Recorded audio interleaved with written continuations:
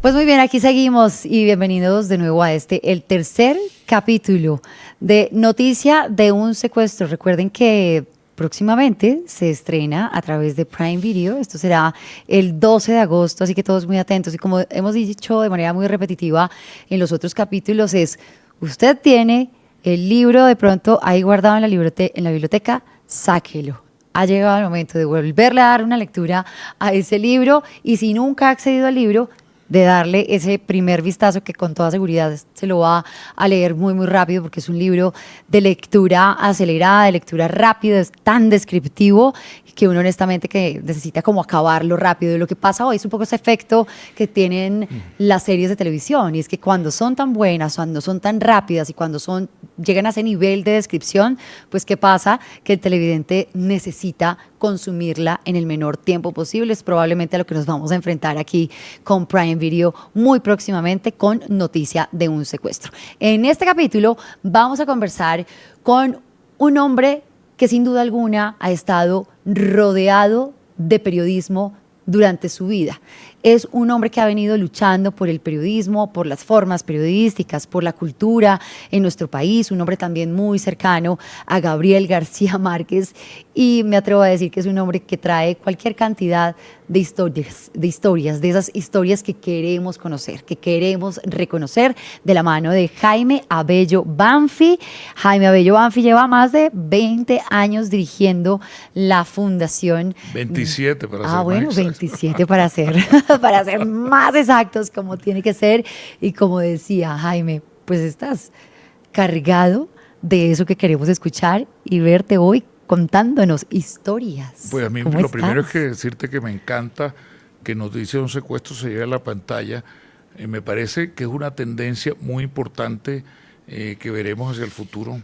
Series y obras audiovisuales basados en trabajos periodísticos, investigativos y rigurosos, que fue lo que hizo García Márquez en este caso. Sí. Esta historia es muy especial para nosotros porque se dio en paralelo al proceso de creación de la fundación que originalmente se llamaba Fundación Nuevo Periodismo Iberoamericano y que ahora se llama Fundación Gabo. Entonces me tocó ver ese alumbramiento y de alguna manera creo que mucho de lo que Gabo quiso imprimir y generar alrededor de la fundación fue lo que él al mismo tiempo estaba tratando de experimentar mientras se dedicaba a la investigación y la escritura de Noticia de un secuestro. ¿Cómo nació la fundación? En esa charla que ustedes alcanzaron a tener en algún momento, un almuerzo, una comida, y él te empezó a comentar como de esa inquietud que tenía alrededor del periodismo en nuestro país. Así pues, la fundación, justamente en 1993, en diciembre del 93, tenemos una cena que fue pedida por él en la ciudad de Barranquilla, en un lugar de buena gastronomía, el Club ABC. Yo en ese momento era el gerente de Telecaribe y él me había llamado a fines de noviembre a decirme: Jaime, voy a Barranquilla, quiero reunirme contigo, organiza una cena. Y voy con Mercedes. Yo le dije: ¿quieres que invite a alguien? Me dice: a quien tú quieras. Me acuerdo que le dije a Ernesto Macauslan que nos acompañara. El objetivo era hablar de periodismo. Toda la noche habló de periodismo, habló de su idea de hacer talleres de periodismo. Luego yo me lo llevé a él y a Mercedes al Hotel El Prado. Nos tomamos unos whisky y demás. Y luego ya al filo de la madrugada, Mercedes había ido a dormir, que seguía con el tema. De pronto se prendió el bombillo y le pregunté: Gabo, ¿por qué quieres hablarme de estos temas? Y me dice: porque quiero que me ayudes. Vamos a pensar cómo sacar adelante estas ideas. Y efectivamente le dedicamos todo el primer semestre del 94 a la planeación, haciendo unas reuniones muy interesantes, a reflexionar en lo que sería, a visualizarlo. Hicimos un documento, un estudio, creamos la organización, por eso yo soy cofundador y él me pidió que asumiera la dirección. Yo originalmente pensé que iba a ser como un encargado, pero al final me he quedado allí trabajando. Y efectivamente en esa época él estaba arrancando todo el proceso de Noticia de un secuestro. Se sabe que en octubre del 93, después de haber estado buscando temas, porque Gabo en esa época hay que decir que estaba movido por una gran nostalgia y un gran amor por el periodismo. Y en octubre del 93 había estado el primero, él tenía una idea que era hacer un libro un poco el estilo de A Sangre Fría, el de Truman Capote, Sí, claro. ese clásico del nuevo periodismo, o sea, como una especie de novela sin ficción, una narración del el libro de un caso con tratamiento periodístico, y este caso de un caso judicial. Y primero pensó de pronto hacer algo sobre unos casos de envenenamientos aquí cerca de Bogotá con pan. Al final lo descartó. Decía que con la fama que él tenía, ir a un pueblo a investigar y buscar era muy complicado, pero le llamó la atención la propuesta de Alberto Villamizar de examinar cómo había sido todo el proceso del secuestro de Maruja Pachón, su esposa, sí. y todo el proceso, no solo el secuestro, sino los intentos para liberarla. Y el libro fue creciendo. Lo que hay que decir también es que Gabo era un momento muy especial de su relación con Colombia. Gabriel García Márquez tenía gran ilusión con la Constitución de 1991, se había como vuelto a establecer en el país, tenía un buen apartamento en Bogotá, había decidido construir una casa en Cartagena, que es la casa de la calle del Curato que le encomendó a Rogelio Salmón, cuya construcción arrancó en el 94 y terminó en el 96, justamente al mismo tiempo que Noticia de un secuestro. También estaba metido en el tema de la Comisión de Sabios. Aceptó el encargo del presidente Gaviria, que le pidió que pensara sobre las relaciones entre educación, ciencia y tecnología. Pero un tema que lo había acercado mucho al periodismo es que desde el 92 era socio del noticiero QAP, un noticiero muy importante con las Marías, María Elvira Samper, sí, María Isabel Rueda y otros socios. Y ese noticiero lo había vuelto a meter en el día a día, digamos, de lo noticioso en Colombia. Entonces él estaba que se moría por hacer cosas de periodismo. Se le ocurre entonces, como digo, crear la fundación, pero todo coincide, noticiero, Noticia de un secuestro y crear una además, fundación para trabajar por un mejor periodismo en el continente y por darle oportunidades de formación a los periodistas jóvenes. Y un tema de reportería que sin duda alguna pues fue muy representativo para él y que se evidencia en un libro como Noticia de un secuestro, porque si bien a él lo buscan, llega esta oportunidad de escribir tremenda historia, pues una historia lleva un caso de la vida absolutamente real. Él se lo inventó. Él dijo, yo quiero volver a la reportería, y se dedicó 3 años a ser reportero. Obviamente, al mismo tiempo, coincide con que estaba terminando y publicó Del amor y otros demonios en el año 94. Él viajaba, él recibía reyes y príncipes y presidentes que lo iban a buscar en Cartagena. Él se reunía con Clinton, pero volvía siempre a este tema de sacar adelante como reportero esta investigación, y lo hizo con un apasionamiento impresionante. Gabo decía inclusive que el periodismo no era un oficio, que era una glándula, resaltando que es que se necesitaba entregarse en cuerpo y alma al trabajo periodístico, y él lo hacía con mucho gusto y quería vivir esa experiencia. No nos olvidemos después inclusive que él continuó con nuevos experimentos, como fue cuando terminó lo de QAP. Un tiempo después surgió la otra iniciativa que fue la revista Cambio. Sí. Pero todo ese proceso de vuelta al periodismo reflejaba un compromiso no solo con el oficio y la profesión, sino con el país. Una cosa muy interesante es que Noticia de un secuestro es una disección de unos problemas críticos del país, pero es también un intento por reflejar el sufrimiento de Colombia. Y García Márquez quiso hacerlo con gran rigor, con gran exactitud. Él leyó, por ejemplo, fragmentos del libro en algunos de los talleres de los primeros que hicimos, y luego lo usó, claro, en la fundación, que como digo hoy en día se llama Fundación Gabo, y luego lo usó como un material de discusión. Y siempre en esas clases con reporteros jóvenes insistía en que él había tratado de ser lo más riguroso, lo más exacto, de documentarse al máximo. No solo tenía personas que le ayudaron, hacía mucha verificación de datos, sino que habló con todos los protagonistas o testigos, e inclusive llegó a decir que si él hubiera tenido la oportunidad de hablar con Pablo Escobar, estaba seguro que hubiera conseguido sentarse con él, hacerle las preguntas y ver qué tenía que decir. No lo pudo hacer, ya Pablo Escobar había muerto. Sí. Lo que se dedicó un poco doloroso fue a revisar las cartas de amenazas de Pablo Escobar, y también hay una historia que es que Gabo inclusive mandó a hacer la carta astrológica de Pablo Escobar para tratar de entenderlo. Pero sí se sentó, Que por se ejemplo... está lleno de historias este Así hombre. es. Pero sí se sentó con otros protagonistas, por ejemplo, con doña Nidia Quintero de Turbay, la madre de Diana, con el expresidente Julio César Turbay Ayala.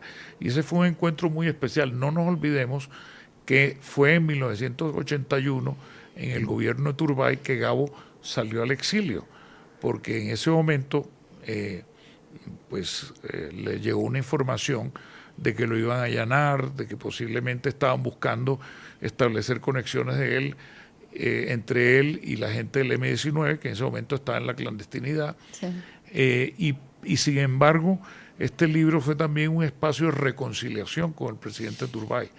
Y también, obviamente, lo ayudó mucho Gaviria, pues que ya estaba saliendo del gobierno, y mucha gente, es decir, María Jimena Duzán le verificaba datos, pero él le da un crédito muy especial a su secretaria personal y asistente, que es nuestra querida Margarita Márquez Caballero, prima que lo de Gabo. escribe en el libro incluso. Lo menciona, y a Luz Ángel Arteaga, que fue la persona que se dedicó a desgravar, investigar y ayudarlo a organizar, periodista. Sí, claro, porque es que era un archivo muy, muy grande y como él dice, no quería caer en algo diferente a la exactitud plena de lo que traía esta historia. Bueno, yo creo que si ustedes nos están viendo o nos están escuchando a esta hora, por lo menos ya se les plantó la semillita de la curiosidad si no han tenido la oportunidad de acercarse al libro. El libro hay que leerlo.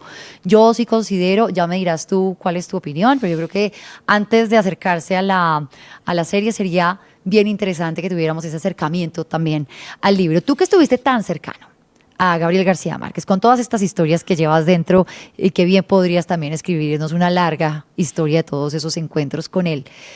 En el momento en que el libro sale a la luz, que eso fue año 1996, cuando se publica, ¿cuál fue el ambiente en el país? ¿La gente cómo recibió esa historia? Fue bien recibido, fue un libro que fue un bestseller, es decir, tuvo gran venta, y hay una anécdota que no sé si ya la han contado, Adelante. Pero muy divertida, que es que Gabo se quejaba que la gente, claro, está escrito como si fuera una novela, aunque es una pieza periodística. Es decir, en el sentido con la energía y la fuerza narrativa y el deseo de enganchar al lector, que caracterizaba, digamos, esa búsqueda de Gabo de embrujar a los lectores, de fascinarlos, de que no se despegaran. Y el libro, entonces Gabo decía de manera muy divertida que lo malo era que la gente en ese momento lo estaba leyendo de un solo tirón, y lo leía una noche, cuando él le había costado 3 años escribirlo, que por lo menos deberían tomarse 3 noches para leer su libro. Fue un éxito y fue un libro bien recibido. Y fue un libro que yo creo que ayudó al país. Colombia es un país que ha estado siempre tratando de entenderse, generar narrativas, y García Márquez le metió el hombro en ese momento un tema muy complicado. Claro, doloroso. A ese desafío, que fue es uno de los máximos desafíos que ha tenido el establecimiento y la institucionalidad colombiana. Todo este papel de Pablo Escobar, pues los secuestrados eran periodistas, y ahí, ojo, ese es otro punto interesante, que recuerdo perfectamente que la primera actuación de Gabo que me nos propuso para la fundación fue hacer un seminario sobre libertad de expresión, y no es una casualidad. Eso también está ligado a Noticias de un Secuestro. Noticias de un Secuestro es un trabajo sobre el secuestro de un grupo de periodistas. De acuerdo. Lo que pasa es que esos periodistas, algunos de ellos y otros no, pues no tanto, estaban ligados, digamos, a familias muy importantes de la política colombiana. Es decir, Pacho Santos. Sí, siempre se habló de un grupo de prestigiosos, Diana de personas Turbay, prestigiosas. Exactamente. Entonces, reconocidas, además. Así es. Pero de todas maneras, fíjate que esa fue otra conexión. Gabo luego se preocupó mucho por el tema, digamos, de la protección del trabajo periodístico. Por eso es, junto con Enrique Santos, conmigo y con una cantidad de gente, uno de los fundadores para la Fundación de la Libertad de Prensa en el año 1996. Entonces, es un libro que yo creo que a él le satisfizo mucho, le costó mucho trabajo, pero con eso cumplió un sueño, un anhelo, que fue ese retorno a la reportería básica del periodismo. Y hablando justamente de anhelos y conociéndolo tú también y tan cercano a él, de pronto él en algún punto llegó a decir qué bueno sería poder llevar esto a otro spot, que en este caso el spot pues es la pantalla chica, en ese momento seguramente iba a ser así, o el cine, el tan cercano a la cinematografía también. No nos olvidemos de algo. Los oficios de García Márquez realmente como escritor fueron tres. Uno es la literatura, la creación de historias de ficción. El segundo es el periodismo. Al periodismo le dedicó 51 años y esta es una de las piezas centrales de su vida periodística, Noticias de un secuestro. Y el tercero fue la cinematografía. Gabo fue maestro de guiones. Gabo fue guionista él mismo. En una época vivió de la cinematografía, la publicidad y en México, cuando vivió en los años 60 en México. Y entonces claramente él comprendía lo que significaba, pero él sabe perfectamente, y creo que seguramente va a ser este el caso aquí, que es que las adaptaciones no es lo mismo que una transcripción fiel del original literario. Una adaptación cinematográfica tiene sus propias exigencias, porque es otra historia. Es una historia que se basa en el texto literario, pero que impone sus criterios, sus ritmos narrativos, y seguramente eso es lo que ocurre en este caso. Entonces, nada, yo creo que lo hubiera recibido excelentemente bien si hubiera tenido en ese momento la oportunidad de tomar las decisiones, pero al final las decisiones las terminó tomando su hijo y heredero de su vocación cinematográfica, Rodrigo García Barcha. En algún momento decíamos que los libros para algunos momentos y algunos momentos para ciertos libros. ¿Cómo ves tú este momento para este libro y de nuevo para esta historia? ¿Qué crees que va a pasar? ¿La gente cómo va a recibir de nuevo noticia de un secuestro? Yo creo que es importante Colombia estar mirando su pasado, tratando de entenderse. Fíjense, por ejemplo, toda esta búsqueda de lo que representa la Comisión de la Verdad y sus narrativas y sus investigaciones. Entonces yo creo que esto es bueno que entendamos, porque uno de los temas que tenemos que resolver es justamente esa relación con el problema del narcotráfico. Es el narcotráfico que fue el gran desafío que se refleja en Noticias de un secuestro mediante estas actuaciones, pues no está resuelto. Y volver, estamos todos, yo creo que hemos hecho un gran esfuerzo por superar el secuestro en nuestro país como sabemos que en un momento dado no solo se hizo con fines criminales, sino con fines políticos. Estamos en una nueva etapa con muchas esperanzas. Entonces a mí me parece que, aunque estoy seguro de que es una obra audiovisual entretenida que se puede ver en cualquier parte del mundo, sin duda.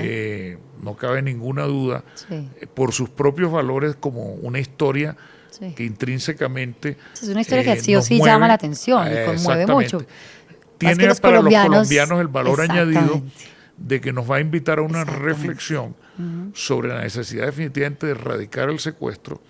Segundo, sobre la necesidad de abordar algún día una transformación del tema del narcotráfico. Yo creo que eso pasa, por ejemplo, por unos cambios en la política de drogas. Eso se ha hablado mucho y en el mundo entero se están produciendo espacios crecientes de legalización, por ejemplo, algunos como la marihuana en muchos estados de Estados Unidos y en algunas naciones. El propio gobierno entrante ha hablado de la necesidad de que abordemos el debate de cómo manejar, pero definitivamente lo que sí tenemos que desterrar es la criminalidad organizada. Y esa criminalidad llega a veces a locuras como las que están reflejadas en este libro. Y ahí sí tenemos que alinearnos como sociedad. Es decir, que los cambios de la sociedad y en este caso, por ejemplo, todo el debate que había sobre cuál era, si era procedente o no mantener la extradición, no se puede resolver a la fuerza o bajo amenazas. Necesitamos Estado fuerte, necesitamos institucionalidad y eso es parte de los retos que tenemos para construir este país. Entonces yo espero que hay un saldo pedagógico de entretenerse con las emociones en Noticias de un Secuestro, que nos invita a pensar y que nos invita a reflexionar sobre el futuro del país y la solución de sus problemas. Y que para las nuevas generaciones, pues evidentemente sí que es un archivo o es un documento que hace parte de la historia de este país y que bien como colombianos pues tenemos esa necesidad de conocerlo.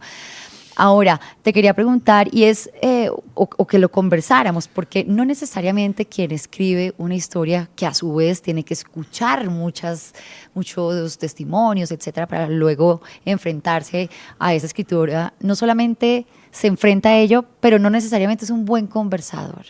Y yo creo que Gabriel García Márquez era un muy buen conversador. El mejor conversador del mundo. Y es esa necesidad que hoy siento que tenemos desde los medios de comunicación y también una responsabilidad muy grande. Y tú que estás en la fundación lo entiendes, y es generar estos espacios de contenido, generar estos espacios de conversación que nos llevan a entender historias como la tuya también. Así es. Gabo tenía una pasión por un tema que era la ética.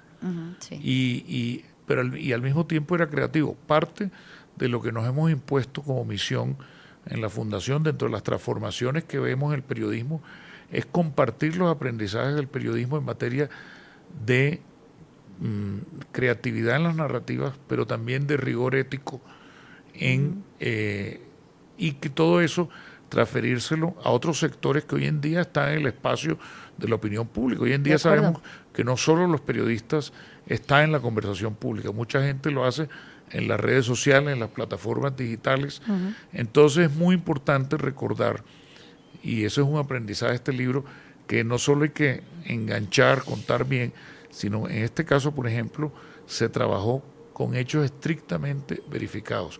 Eso es parte de la esencia y del aprendizaje que el periodismo nos da para quienes están haciendo opinión e información, por ejemplo, en las redes sociales, y participando en la conversación pública. Respetemos los hechos. Claro, García Márquez hizo un gran esfuerzo claro, por respetar, investigar, documentar y respetar los hechos. Eso hay que mantenerlo.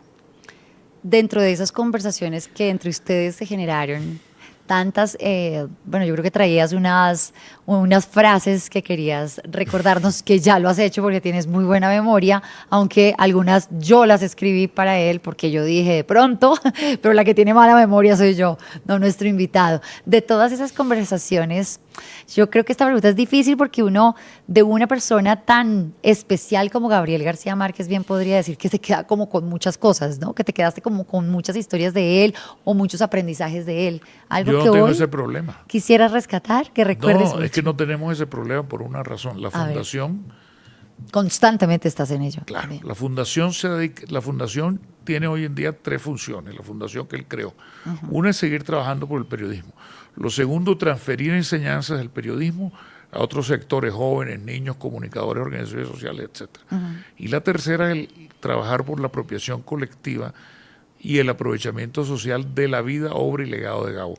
¿Y cómo lo hacemos? Pues tenemos un proyecto que se llama Centro Gabo, donde estamos constantemente renovando estas historias, porque tenemos acceso a todas las entrevistas que García Márquez dio en vida. Las hemos recopilado, las hemos compilado y organizado. Entonces, para serte franco, la manera como yo vuelvo a vivir es releyéndolo y buscando sobre todo la voz de él en esos trabajos que hacemos en el Centro Gabo o que tenemos. ¿Y esos trabajos dónde los encontramos? Se llama en la página de la fundación. centrogabo.org o fundaciongabo.org. Y hay, por ejemplo, pero horas y horas de entrevistas. Vi que recién lanzaron algo dominical. Algo dominical, dice, algo con esa palabra, creo, en la fundación. Bueno, sí, hemos es que lanzan tantas cosas constantemente. Muchas cosas, sí. Entonces, pero yo lo que te digo es decir, para nosotros es como si estuviera vivo, porque tenemos la oportunidad de volver sobre sus ideas, sobre su pensamiento, y tenemos por un lado la ventaja de que tenemos todos del acceso a los textos literarios y periodísticos. Los periodísticos fueron compilados, pero encima no solo el privilegio de tener acceso a esas entrevistas, sino todo un proyecto estratégico de cómo las compartimos con las nuevas generaciones. Entonces, realmente quienes estén interesados en profundizar en Gabo, entren a fundaciongabo.org, a Centro Gabo, y van a encontrar muchísima información y van a ver que eso es como si se reverdeciera, es como si volviera. Está ahí presente. No, yo la verdad es que a mí, para nosotros digo, e insisto, esto no es para hacerle más homenaje a Gabo no necesita homenajes. Él más bien es para sacarle provecho, Sí. para que inspire, para que estimule a las nuevas generaciones, para que todos nos dimos cuenta de que podemos algún día ser como García Márquez, sobre todo los jóvenes que están entrando a crear, darse cuenta que el primer paso para crear es investigar. Segundo, que hay que seguir fieles a la vocación, al llamado interno de cada uno. Y tercero, que hay que dedicarle muchas horas de trabajo, mucha fatiga, mucha disciplina. García Márquez era un hombre en ese sentido extremadamente riguroso. Y todo eso está reflejado en Noticias de un secuestro. Pues ya decías tú, Noticias de un secuestro es una como obra una glándula, literaria, decía, ¿no? producto de la investigación. Noticias de un secuestro refleja su vocación y su amor por el periodismo. Total. Noticias de un secuestro refleja el patriotismo de García Márquez, tratar de entender mejor Colombia y ayudar a explicarla. Y Noticias de un secuestro es el producto de un trabajo extenuante y riguroso en el cual intervinieron muchas personas y él tuvo que desgravar y oír y entrevistar a mucha gente y luego crear una estructura y luego eliminar muchos borradores hasta que quedó este libro magnífico que ahora se nos convierte en una serie aquí que son las que ustedes están presentando o la que nos presenta la gente, mejor dicho, de Amazon Prime. ¿Tú ya te viste la serie? No. Ay, Dios mío. Yo soy uno más que va a estar atento, pendientísimo y a ver qué tanto, claro, sé que va a ser distinto. Sí, claro. Porque las adaptaciones tienen que ser distintas, Sí. que no hay otra manera. Sí. Pero al mismo tiempo tengo una enorme curiosidad y estoy seguro que Andrés Wood, que ha participado junto con Rodrigo en actividades de la Fundación, el año pasado estuvo en el Festival Gabo hablando de este proyecto, pues estoy seguro que ha hecho un trabajo magnífico, él es un gran director y la intención de Rodrigo García Barcha era precisamente que fuera una mirada un poco independiente, internacional, para que la narrativa de esta historia no se quedara confinada a que la comprendieran los colombianos, sino que se pudiera entender mundialmente. Este es un producto global, no es un producto solo para Colombia. Sí, tiene una visual bien interesante, que es justamente lo que conversamos en un capítulo anterior con una de sus libretistas, que hablaba de esa internacionalización de esa idea y cómo desde afuera se ve todo muy diferente, porque nosotros tenemos una cultura diferente, porque nosotros hablamos diferente, porque nosotros tenemos un concepto de la religión totalmente diferente. Que eso es muy interesante. Sí, muy interesante. Muy interesante. Y hay otros ejemplos. Sí. Hay otras series que es una forma narrativa tan importante en nuestra contemporaneidad. Estas series que se hacen en las plataformas de streaming, pues ya hemos visto tantas y realmente qué bueno que Colombia esté a través, digamos, de sus autores, de sus creadores y sus historias cada vez más presente en las plataformas como lo hace ahora en Amazon Prime Video. Pues ahí lo tienen. Yo creo que aquí nos podríamos quedar conversando porque, como decíamos al principio, es un hombre lleno de historias y con esa facultad, no solamente de tener las historias metidas, vividas, bajo muchas experiencias con Gabriel García Márquez, sino que, bueno, tiene esa facultad también de saberlas expresar y de saberlas contar. Así que para ti, pues el agradecimiento por estar hoy con nosotros y por seguir aportando a esto desde la Fundación, que no solamente para nosotros como medios de comunicación, para nosotros como periodistas es importante, sino para quienes hoy hacen información también. Tienen información en otras plataformas. Y solo me resta decir que todos estos temas los vamos a mover del 21 al 23 de octubre próximo en el festival. Gabo. Así que invitados todos al Festival Gabo, síganos en las redes y ahí se reconectarán con ese Gabo periodista que escribió Noticias de un secuestro y con ese Gabo cineasta que que ha dejado un legado, incluyendo a su hijo Rodrigo, tan importante para el cine latinoamericano. Es Jaime Abello Banfi, participando con nosotros en este gran episodio hoy de este podcast, este video podcast para todos ustedes a través de las plataformas de Prime Video. ¿Listo? Perfecto, corte.